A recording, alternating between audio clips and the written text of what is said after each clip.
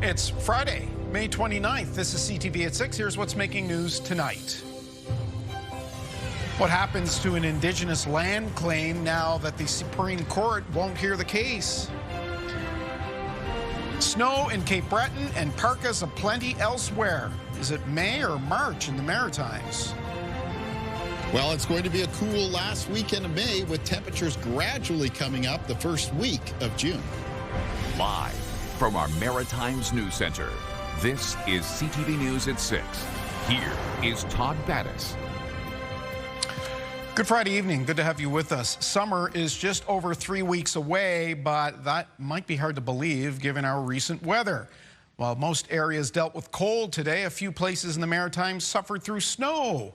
So how's that affecting early tourism? CTV's Stephanie Seacos reports. It may not look or feel like it, but it's nearly the end of May. It was cold, rainy, and windy along the Halifax waterfront. It wasn't nearly as busy as it would have been if the weather was warmer, but those braving the boardwalk were making the most of their trip, even if they didn't plan to be here. We were supposed to be in Germany, but our flight got canceled, and so we got a hotel here and we stayed the night. While Halifax saw wet weather, it was a different story in Cape Breton. Spring flowers were covered in snow in Sydney, a rare sight this late in the season.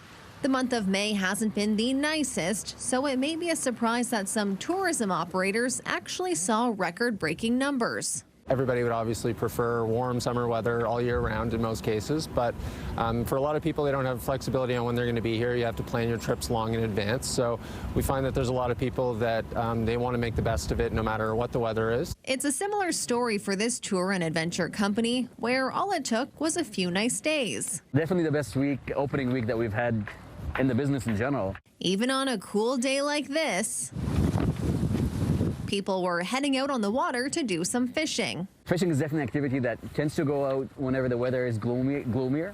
It tends to be limited a little depending on the wind, waves, etc. That said, definitely one of the things that could be a checkbox item where it's like, the weather's not that good, well, what can we do? As for this family here from Nashville, they plan to make their short stop in the city a memorable one. We're going to take a little tour of the water on one of those amphibious boats and just kind of enjoy our day. We've heard from visitors on the weather, but as for locals, many have had enough. Typically on a Friday night in May, especially this late in the season, patios would be full, but the weather tonight just simply won't allow for that. Todd. Yeah, no kidding. And evidence is right behind you, Stephanie. Nice to see the smile on those faces from Nashville, though. They were very happy to be here. Well, we certainly welcome them and everyone else. All right, Steph, get back inside. Stephanie Seacos starting us off tonight at the Hydrostone Market in Halifax. We're going to make this a web poll. We're asking, how is this cold weather impacting you? And your options are, I turned my heat back on, I've postponed my plans, I'm not spending time outside, or can't imagine to be many of you saying, I love the cool temperatures, but we'll put it up as an option. Let us know at ctvnewsatlantic.ca. Okay, let's bring in the man of the hour. That is Moncton right now, where it's currently 6 degrees, just after 6 o'clock, looking at Main Street, a few folks out. And here he is, Caleb Mitchell. I turned the heat back on. Here's my answer.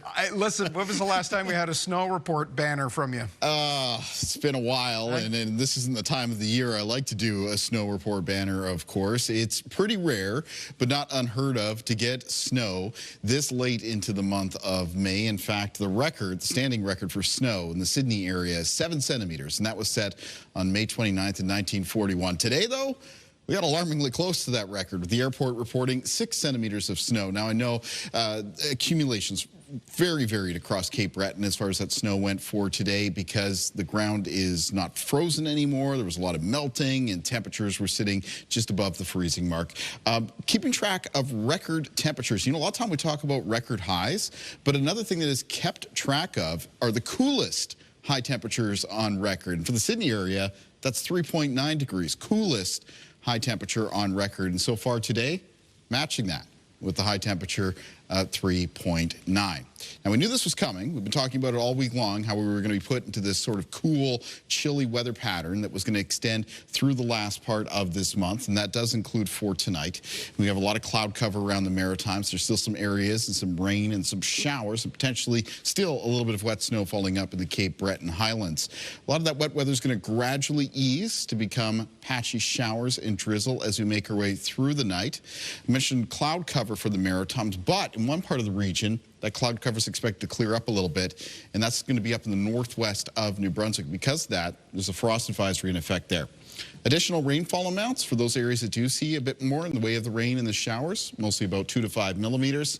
And there's the frost advisories out for the northwest of New Brunswick. Now, we do have temperatures that are going to be coming up in the forecast for the first week of June, which I know, weather conditions aside, is coming up in a couple of days. And so we'll get into those details when I'm back with the extended forecast, Todd. Okay, we'll see you back here for that in about 15 minutes' time. Thank you, Kaylin.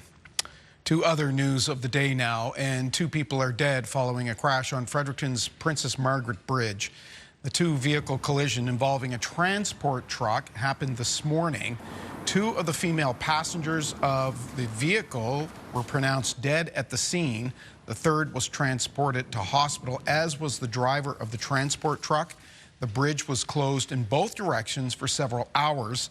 The cause remains under investigation at this hour. And in Moncton, a 54-year-old man from Hammonds Plains, Nova Scotia, has died following a collision. This happened just before 3 o'clock on Route 2 in the hub city. When police arrived, they located a dead man on the roadside, believed to have been struck by a transport vehicle. Online, we have details of a man and woman charged in connection with a kidnapping in central Nova Scotia. You can read the details now at ctvnewsatlantic.ca.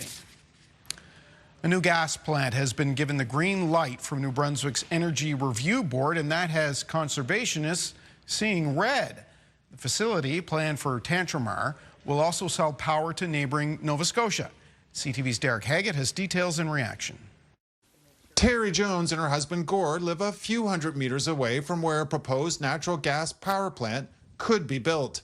They both don't see their potential new neighbor as a benefit to the community at all. The emissions, the draw on the water, the noise pollution, the light pollution, the extra traffic on a road that's not fit to handle that type of traffic.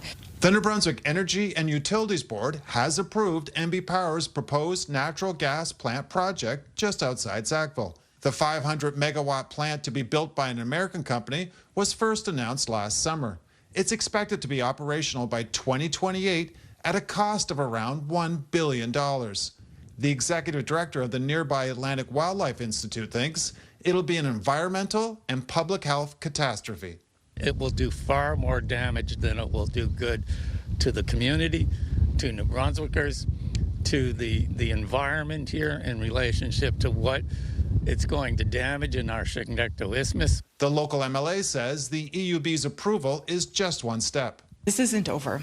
The Minister of Environment could reject the environmental impact assessment or could require a comprehensive one. What I find interesting about it is they're going to be using natural gas, which we're going to be importing from somewhere else at a higher cost than we would be able to get right here at home under our feet in New Brunswick. So, I think NB Power's backed against the wall on this. While it may seem like a done deal to some, it's not to those living next door. Well, the fight's never over, not until that plant is open and running. An environmental impact review still needs to be completed before shovels go into the ground. Derek Haggett, CTV News, Center Village, New Brunswick.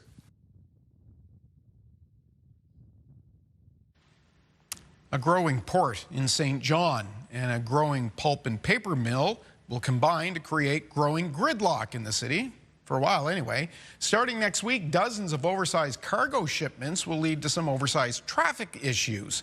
Let's go to CTV's Avery McRae, who's going to explain all this, Avery. Todd, those who call the Lower West Side home tell me they are no stranger to trucks carrying cargo in and out of the port property. But starting Monday, at times, those loads are going to be a bit larger. Over 100 loads are expected to be moved between June 1st and June 19th from the Port of St. John property to the Irving Pulp and Paper Mill about 2 kilometers away. A third of those large loads will be moved through the Lower West Side, up King Street West before turning right onto Ludlow Street, and then going up Prince Street and making its way to the mill through Sims Corner. JDI Vice President of Communications Ann McKierney confirmed to CTV the oversized loads are related to the ongoing work of the mill's $1.5 billion upgrade to the facility dubbed Project Next Gen, but couldn't comment on what exactly is being transported. The movements are expected twice daily between 6 and 7 in the morning, and again between 1:30 and 2:30 in the afternoons, Monday to Friday. The oversized cargo will require a police escort and present parking problems.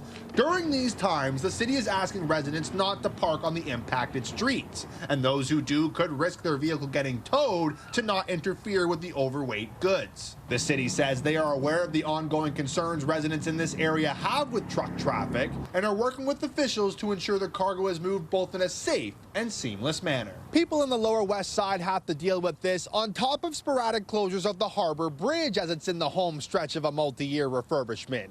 A pair of bridge closures are planned for this Tuesday evening, and the city warns drivers when those closures line up with the movement of these loads, drivers could be stuck sitting in traffic.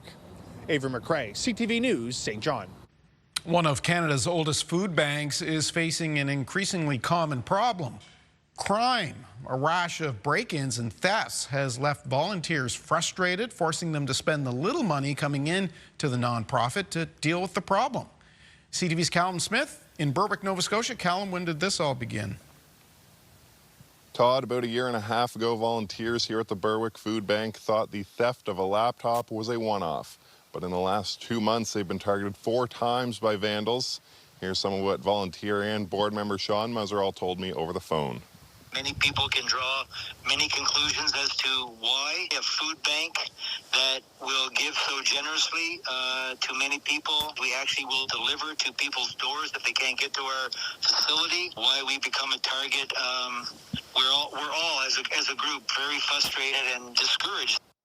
The Berwick Food Bank opened in 1987, and he doesn't recall ever being targeted like this before. Both doors have been damaged by thieves, the side door needing to be forfeited. In one case, the deadbolt was beaten out of place for vandals to gain entry, who then proceeded to steal, in our opinion, probably 3 cartfuls of groceries. There's no other way to describe it than very awful, very dreadful. The food bank serves about 40 families per week. Between stolen food and replacing a steel door, he figures they're out more than $2,000. I've retrieved 5 grocery carts from the woods. They come into our operation. They know what's in there now. They come in, they run it over to the trail. Somebody perhaps is meeting them on the trail. Police have been called each time a security system has been installed and cameras are coming, but they're not alone. Other businesses have been targeted too, including the Scotia Gold Country Store in nearby Coldbrook. The food bank says the building's owners have been very supportive. The landlord tells me this is a heartbreaking situation and believes the uptick in crime is a result of a lack of affordable housing, mental health and addiction supports, and says more resources are needed. Callum Smith, CTV News, Berwick, Nova Scotia. After much back and forth, the Alderney Ferry is back on schedule in Halifax Harbour. The regular 15-minute service resumed during the noon hour today. The Halifax ferries have been plagued with service disruptions, with one boat after another breaking down and in need of repairs. With the return of the Christopher Stannicks, 4 ferries are now back in the fleet service. The Supreme Court of Canada won't hear an appeal by a New Brunswick First Nation to include private property in a land claim title. A BC court recently awarded private land to a First Nation there. It's a murky issue, as CTV's Nick Moore tells us. The Supreme Court of Canada's decision to reject an appeal on the ruling of an ownership claim by the Wolastoqey First Nations means private industrial forest land will remain excluded from an ownership claim by the First Nations, effectively upholding a decision by the New Brunswick Court of Appeal in favor of logging companies. In a statement last night, Madawaska Chief Patricia Bernard said, quote, "The fight for our homeland will continue. noting peace and friendship treaties signed in the 1700s made no mention of land or water. The New Brunswick government is not included in the legal case. The New Brunswick Attorney General Robert McKee has not made any comment on the High Court's decision. However, British Columbia Attorney General Nikki Sharma has. Essentially, our arguments are what the court found in New Brunswick. The government of British Columbia is looking to appeal a landmark ruling last August from BC's Supreme Court, which found that the Cowichan tribes have Aboriginal title over a portion of land in Richmond along the Fraser River. I think it gives us a clear path to an appeal here in BC, and we're continuing to pursue that. Dalhousie University legal scholar Wayne McKay says that is certainly one interpretation of the Supreme Court's decision. But that's not the only interpretation. There's other reasons that they might deny leave. For example, it might be that they feel they may want to wait until there is an appeal from the British Columbia situation and the Cowichan situation and deal with the issue on a full record of 2 cases rather than 1. McKay says another interpretation could be related to the fact that claims for Indigenous title are very fact-specific. So even if they agreed that the claim in New Brunswick doesn't deserve being heard in the Supreme Court of Canada, it doesn't necessarily follow that they would reach the same decision in relation to a British Columbia appeal where the fact situation and the evidence might be different. So it's not even 100% clear what it means in relation to New Brunswick. Meaning it is a legal matter that will continue to be watched across the country. Nick Moore, CTV News, Fredericton. Get the Maritimes top stories, breaking news alerts, and watch live. Download the CTV News app. If you've been near the Halifax waterfront, you know there's a lot to look at this time of year. Well, there's something there now that is pretty hard to miss. A huge French naval ship is tied up in port. Take a look. This is the FS Timud, I hope I pronounced that correctly, Mistral-class amphibious assault ship, which is on a port visit. The vessel can play several roles, including as a floating command platform. It can also carry helicopters, about 600 personnel, and armored vehicles.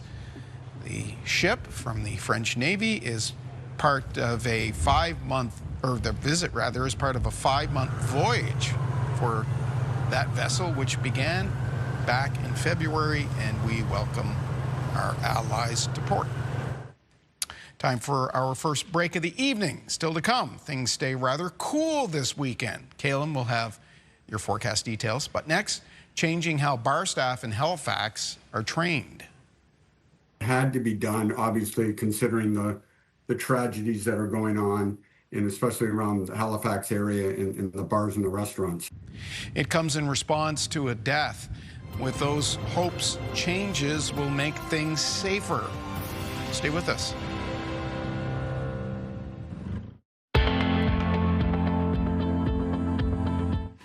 It's your Campfire Conditions Report, brought to you by Pine Acres RV, where customers become friends in the province of New Brunswick. Campfires in Category 1 burning currently permitted for the province of Nova Scotia. For most counties, the permitted hours are between 2 p.m. and 8 a.m., though there are some further restrictions in the southwest of the province: Annapolis, Digby, Yarmouth, Shelburne, and Queens counties, with permitted hours between 7 p.m. and 8 a.m. And for the province of Prince Edward Island, campfires are currently allowed with domestic brush burning between the hours of 2 p.m. and 8 a.m. Remember to check in on municipal bylaws and restrictions as well.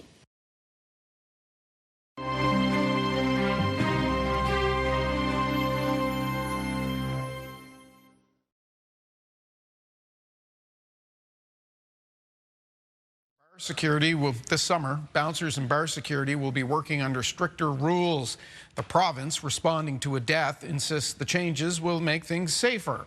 But the father of the man killed at a Halifax tavern argues it's still not enough.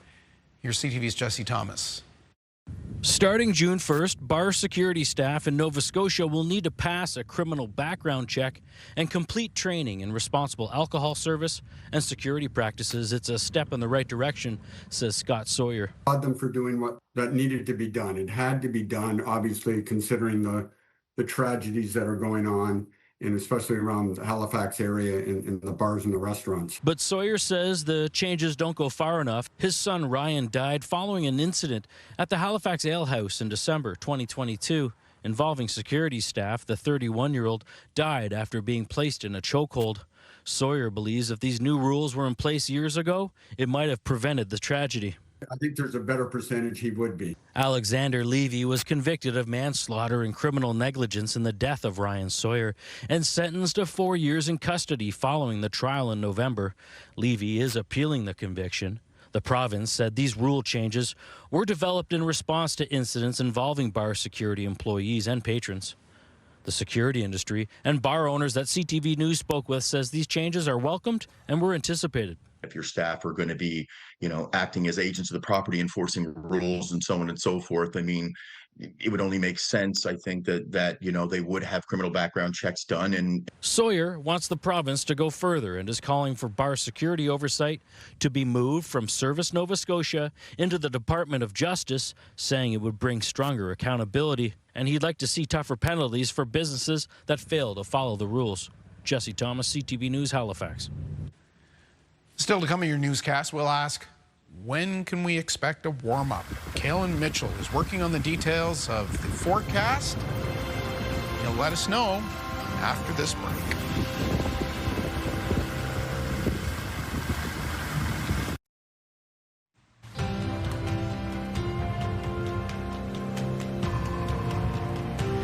Everybody now, it's beginning to look a lot like Christmas.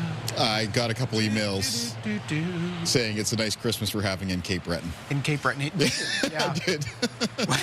We talked about this during the 5 o'clock. We talked about this earlier. We don't want to beat up on Cape Breton. Hey, you had a crummy day. We all did, and the weather, it's going to get better at some point.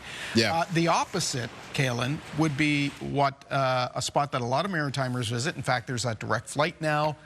Portugal, Lisbon, getting, the exact opposite of what Cape Breton's getting. So along with these troughs, which have some very chilly air located in them, and the Maritimes is one of those locations, there are also some ridges in the Northern Hemisphere right now where some real heat is built in. One of those is Western Canada.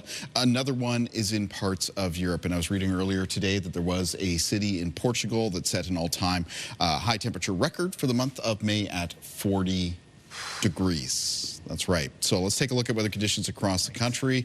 I haven't seen 40 show up yet. And they're not far off in Winnipeg. Yeah, exactly, in the prairies. But look at Winnipeg right now, sitting at 34 degrees. And all those areas highlighted through that maroon color, those are continuing heat warnings that have been in effect for much of this week. Once again, yesterday, there were record-setting high temperatures in Alberta, Saskatchewan, and Manitoba. And I expect today there will be some further record-setting high temperatures for that part of the country. And Fort McMurray is really hot, 32 degrees there. In Kalen, they're getting forest fires in Saskatchewan because of that. Yeah, that's right. So again, a lot of heat built in, a lot of dry conditions, and of course it's going to elevate the wildfire risk. Now moving off towards the east, some of that warmer weather is building a little bit further towards eastern areas. Thunder Bay sitting at 30 degrees. Temperatures are warm in southern Ontario, but then we get to that trough that's around the Maritimes and Atlantic Canada. You can see temperatures quite cool here, as we know, and St. John's as well, sitting at 2 degrees at this hour. Things are going to be changing as we move through the weekend and the first week of June. That heat ridge is slowly, very gradually through the weekend going to be moderating in parts of the west. First breaking down in the province of Saskatchewan as we make our way through the weekend, although still hot in southern Manitoba all the way into the start of next week, and then temperatures there expected to moderate moving sort of Tuesday onward. Here in the Maritimes, our temperatures will gradually be coming up as well as we head towards mid to late week next week, so the first part of June. So there is going to be a gradual change in this overall weather pattern. Tonight, though, a lot of cloud cover in place. It's going to be some areas of rain and showers still around Cape Breton. Still some wet snow up in the Cape Breton Highlands. Other parts of the Maritimes tonight may see some patchy drizzle. A lot of cloud cover around during the day on Saturday. There may be a few isolated showers. Winds for tonight and for tomorrow will be out of the northeast, and they'll be sustained 10 to 20 kilometers per hour with some gusts between 20 and 40. Low temperatures in the forecast for tonight mostly fall into the low to mid single digits for the Maritimes. Remember, frost advisories out for that northwestern corner of New Brunswick because some of those lows will be getting down close to the freezing mark. Northern New Brunswick tomorrow with high temperatures of 10 to 16 degrees, and in central and southern parts of that province, most of the high temperatures between 9 and 12, coolest in the east. Prince Edward Island for tomorrow, it's going to be chilly with high temperatures between 6 and 8 degrees, low chance of a shower. In eastern areas of Nova Scotia, most of the high temperatures between 6 and 9 degrees with a low chance of a shower throughout the day. Northern and central parts of the province with high temperatures between 7 and 11, so quite cool. And in the southwest of Nova Scotia, some high temperatures between 9 and 12 degrees, which again is still well below seasonal averages for the end of this month. Taking a look at the 7-day planner for New Brunswick, it remains generally cool through the weekend with a lot of cloud cover around. Monday's looking a little bit better with a mix of sun and cloud. Then a chance of showers on Tuesday, and a mix of sun and cloud follows for Wednesday, Thursday, Friday of next week, and that's when we should be in that trend of those temperatures climbing upwards. In the forecast for Nova Scotia, we've got a low chance of showers on both Saturday and Sunday. For Sunday, the highest chance of showers will be later in the day and mostly for eastern parts of the province, including Cape Breton. Cloudy periods in the forecast for Monday. Chance of showers after that Tuesday and Wednesday of next week. Temperatures look like it'll be climbing mid to late week, though, with a mix of sun and cloud for Thursday and Friday. And for Prince Edward Island in the outlook, we have cloudy periods on both Sunday and Monday. And then after that, Tuesday and Wednesday, a mix of sun and cloud. Temperatures starting to recover a little bit. Thursday, a mix of sun and cloud, and a chance of showers on Friday. Todd. All right, we'll see you later for the wake-up weather. Next, we'll talk about the Prime Minister's appearance in New York City on Friday Politics. Stay with us.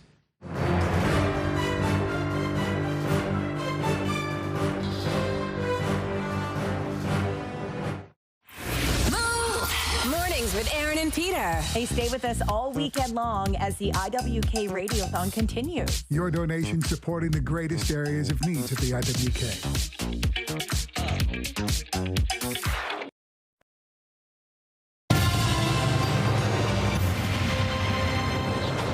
Taking a bite from the Big Apple, Alberta's Brexit, and Guilbeault goes. It's Friday Politics, and tonight we go not to Parliament Hill, but to leafy Midtown Manhattan, where we find CTV Ottawa Bureau Chief Graham Richardson. Nice to see you.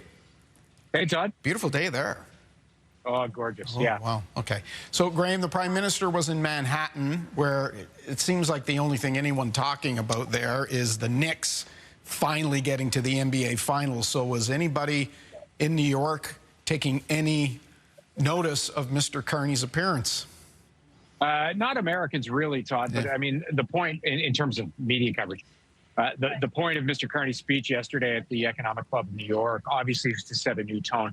Like, watching him over the last, I've returned a few months ago and watched him very closely.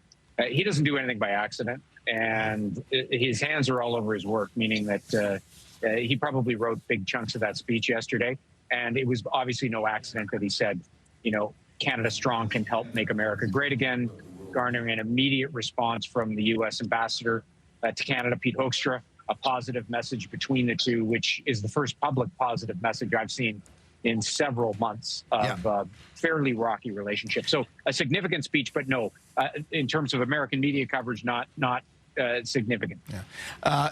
We know that the White House takes notice of flattery, so perhaps not surprising that the ambassador had nice things to say about that and thinks that the Prime Minister might be playing nice. But what was the end goal here for the Prime Minister? You say that nothing is done offhand or by mistake. Is this to lay the groundwork to maybe a softer tone heading into those CUSMA negotiations? Yes. I just think there's been a lot of talk where Mexico is, where Canada is. Dominic LeBlanc, the trade minister, pushes back against that, saying we've got our own process, different issues. The Americans have made quite a few comments about the fact that Canada's got some problems, we're not there yet, that sort of thing. So, Todd, the hard thing, as you know, is to parse what's real and what's posturing. So yesterday was certainly an olive branch from Canada that was immediately noticed. The other thing, too, for Canada, there's a lot of talk about Kuzma and renewal and what's happening. I mean, it's basically an agreement to either renegotiate, to continue, to do nothing, and then there's a long runway, right? So there's a bunch of options. The biggest piece for Canada is these sectoral tariffs, like aluminum, steel, autos. That's the biggest piece, because those tariffs are impacting Canadians in a very deep way. So there's kind of two, if not three or four tracks going here. But watch the sectoral tariffs. If they can get some movement on that, that is a big success for Canada. But we're not anywhere near that. We're not at all clear that that's going to happen anytime soon. And clearly Canada is going to have to make some concessions, whether it's in dairy, getting the American booze back on the shelves. That's low-hanging fruit, but obviously something will have to move. Okay, look, before he left for the States, the Prime Minister fired something of a shot at the campaign for Alberta separatism, saying, beware, beware the Ides of March, beware the Brexit example. There is no bluffing that these things can take on a life of their own, and suddenly you're into something you may not have wanted. It was interesting.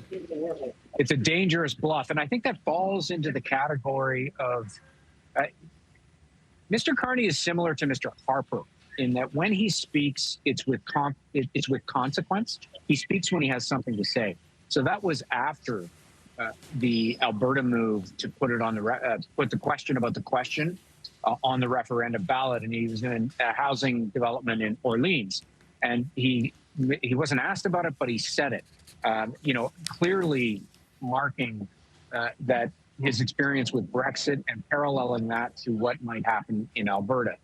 And what was interesting was Danielle Smith kind of didn't really want to get into a war of words with the Prime Minister about it. And so, look, Carney has some experience with this because, how often did we hear lead up to Brexit all those years ago that, oh, this will never happen, the percentages are low. We're hearing the same thing about the pro-separation movement in Alberta. And in 2026, with anger-charged social media, algorithm-driven information, you are playing with fire. And I believe that was the intent of his message to maybe some of those people who have had it with Ottawa, who are angry at Trudeau, who are good Canadians, but they, are maybe wavering a bit, thinking, hey, this might not be so bad. Well, ask the UK about that, because it is bad. And landlocking a province like Alberta, the Federalists would argue, is an absolutely insane policy, even if you are angry. Okay. Yeah, well, it'll be interesting to watch. Finally, let's wrap up with this. The champion of Mr. Trudeau's environmental vision, Stephen Guilbeault, resigned. The Prime Minister's response was kind, but sounded basically like, don't let the door hit you on the way out. Well, forget the personalities for a second, which you can't in politics. The whole story of Mark Carney, Todd, is turning the page on the previous Liberal government. The Conservatives have attempted to say, same old, just another Liberal. So as Guilbeault goes, with Carney's power quite high and his popularity quite high, he can afford to do this, to say, thanks for to take the high road. He's not worried about by-elections. He's not worried about his majority, because he's very popular. I mean, look at Terrebonne. They weren't even supposed to be in that, and they won it. So is Guilbeault's riding in play? I don't think so. And so it's not just politics. It's storytelling, that there's a new sheriff in town. This is different, and we're facing different times. Even Melanie Joly coming out and saying, look, I'm an environmentalist just like the entire Liberal caucus, as she said, and we need to do a pipeline, and we need to get our resources to market because things have changed in the world. And so they think Canadians en masse are with them on that. And I don't find evidence to suggest they're wrong. The only caution, of course, is, as you know, governments gather barnacles on the bottom of the boat. This is the honeymoon period. It won't always be this easy. And he's got to watch his left flank if things start to get rocky, because how many more Stephen Guilbeaults are there in that caucus who are really uncomfortable with how far he's gone with Alberta. Yeah. We don't know. There's quite a few apparently. Before I let you go, and I know you got to catch a plane home, we're heading into barbecue season when politicians start fanning out and hitting, the circuit and cutting ribbons and the rest of it. What should we look for this summer? Is there any tells that you think we should be watching? Well, yeah, I think, is there going to be peace between the United States and Canada? Is there going to be a better, a better relationship, I'm here for work. It's the first time I've been here in months. I know lots of Canadians are not coming here. Is that going to turn with a new tone that is going to be set from the top? I don't know. I don't know how consequential last night's speech will be and what it'll mean for trade negotiations if trade negotiations go well. I'm also watching, hello to everybody in Atlantic Canada, things like the road trips and the domestic bookings in the tourism industry for Canadians, because they're, America will survive. It's thriving, it's packed, but there aren't as many Canadians here. So is that going to subtly shift as well? We saw some stats about that. And I just think generally, Todd, I think the story heading into October 19th is to watch Alberta. And I know a lot of Atlantic Canadians have deep connections to Alberta, and many people are deeply disturbed that potentially they're going down this road and what that might look like. And you and I have a long history in Alberta as well, and maybe that'll come into a play in our conversations at a later date. Safe travels home. Absolutely. Good talking to you. We'll speak again in a couple of weeks. Thanks for this, Todd. Graham Richardson, CTV Parliament Hill's bench boss, as it were. We'll take a break. We'll be right back.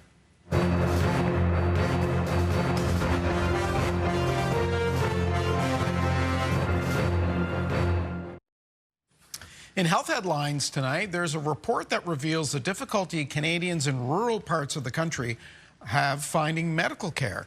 CTV's Amanda Debison has more in the Friday edition of The Lifeline. A new report has revealed gaps in access to mental health and substance abuse health care in rural areas of Canada. The Canadian Mental Health Association says rural residents face disproportionately high barriers to care. The report also found Indigenous peoples, women, and low-income residents experience worse mental health outcomes and higher rates of mood and anxiety disorders. Rates of drinking, smoking, and substance use disorders are also higher in rural and remote communities. You may think vaping is a safer alternative to cigarettes because that's how it's often marketed. But safer doesn't always mean safe. A recently published review suggests nicotine-based e-cigarettes may increase cancer risks.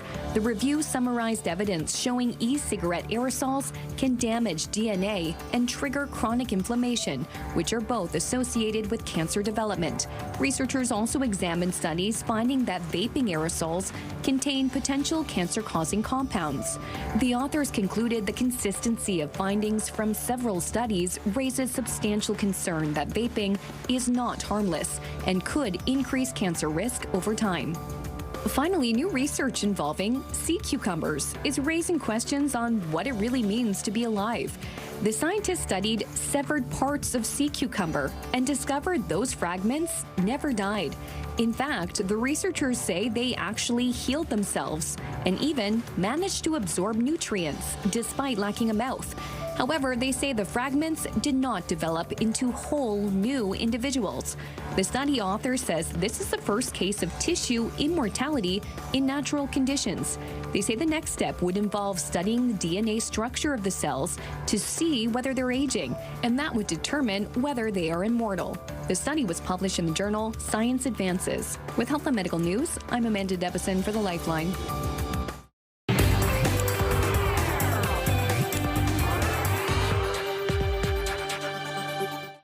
Time for The Scene with a new preview of a movie on Crave right now. Allison Janney navigates an exceptionally difficult event with a stranger. Miss You, Love You debuts on our streaming service today. CNN's David Daniel has a look. Will you be sitting beside me at the funeral? Well, no. I mean, Why? I couldn't. You're doing everything else for Tyler. Why can't you be my son on the day? Well, because I'm no replacement for it. You'd be surprised how low that bar is. Allison Janney and Andrew Reynolds star in Miss You, Love You. I know Tyler won't check in when he gets back. That's what our relationship has become. Just large chasms of time pass with no communication, and then I'll get the arbitrary text. Miss you and love you, Mom. You get that one, too.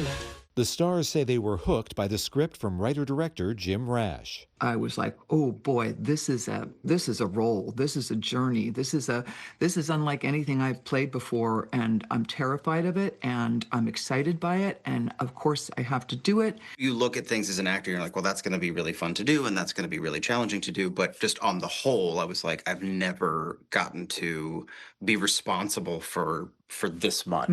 Strangers have an ability in a moment to offer a mirror to ourselves because we can be more candid. We're not going to see this person. You could have texted him yourself, but instead you chose to stay angry. I've shown him nothing but love because I knew he needed it. It just comes with a price. Jamie very much navigates through his whole life thinking it's just better to do it by yourself, and then finds himself in this moment with Diane, who's a complete control freak and cannot control her grief, cannot control her son, cannot control anything, and she is so much anger and resentment, and then he comes in and it's just...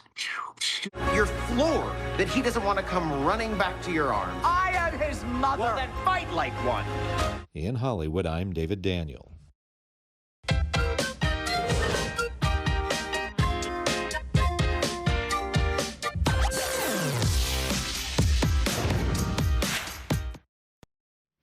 In business news, member 2 First Nation Chief Terry Paul was inducted into the Canadian Business Hall of Fame last night.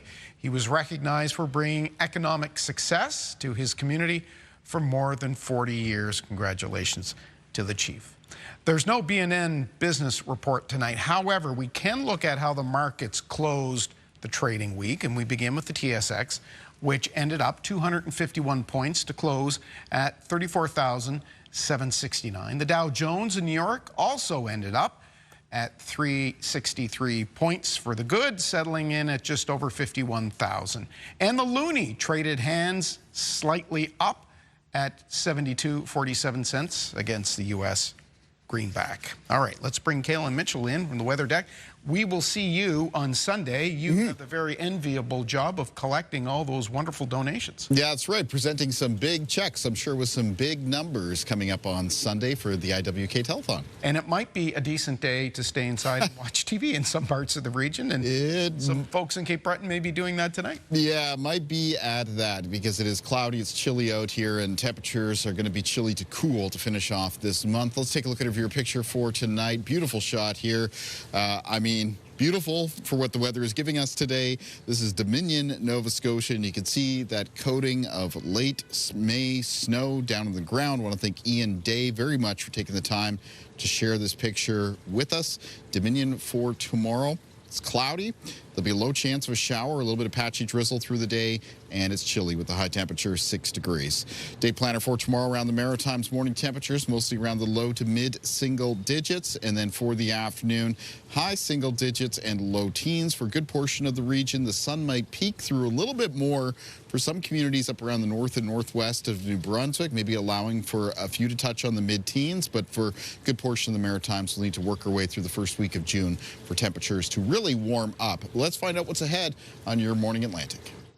Monday on Your Morning Atlantic, the East Coast Creatives Journal. We will chat with the founder of a magazine dedicated to celebrating artists and creators from across the region. Start your morning with us Monday on Your Morning Atlantic on CTV2 and Crave. One more reminder, the IWK Telethon for Children takes place this weekend right here and on CTV Atlantic and Crave. CTVAtlantic.ca, I should mention. Don't miss the annual tribute show. Lots of music tomorrow night from 7 to 9. Then on Sunday, we will be at the Lighthouse Arts Center in downtown Halifax for the 42nd annual broadcast. The telethon from 10 to 6. That is our day. Congratulations to all the students graduating from maritime universities today. CTVNewsAtlantic.ca has our weekend updates. I'm Todd Battis. Hope to see you Sunday morning, the telethon. Till then, have a good night.